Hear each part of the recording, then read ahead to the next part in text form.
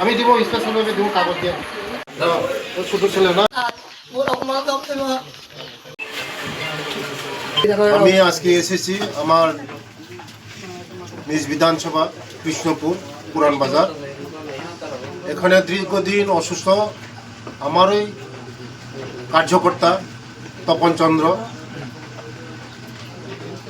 ও কিছুদিন আগে মারা গিয়েছে। আগামীকাল ওর শ্রাদ্ধ।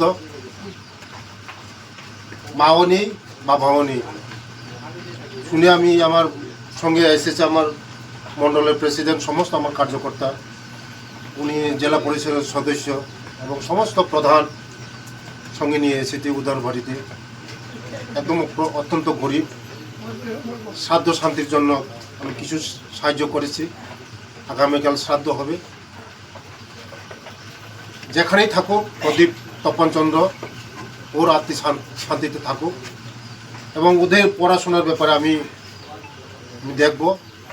এক মেয়ে এক ছেলে আছে, গার্জেন বলতে কেউ নেই, ওর দিদিমা আছে। আমি সাহায্য করবো যতটুকু আমি পারি। ওদের পড়াশোনার যেই লাগবে আমি পড়াশোনার ক্ষেত্রে আমি সাহায্য করব। ওদের ভবিষ্যতের চিন্তা আমি করব, দেখব। আমি আগামী দিন ওদের ফ্যামিলির পাশে আমরা আছি, সবাই আছি। এই পঞ্চায়েতের প্রধান সবাই আছে, আমাদের কার্যকর্তারা সবাই আছে। আগামী দিন তাদের যে কোনো সময় আমরা তাদের সঙ্গে আছি।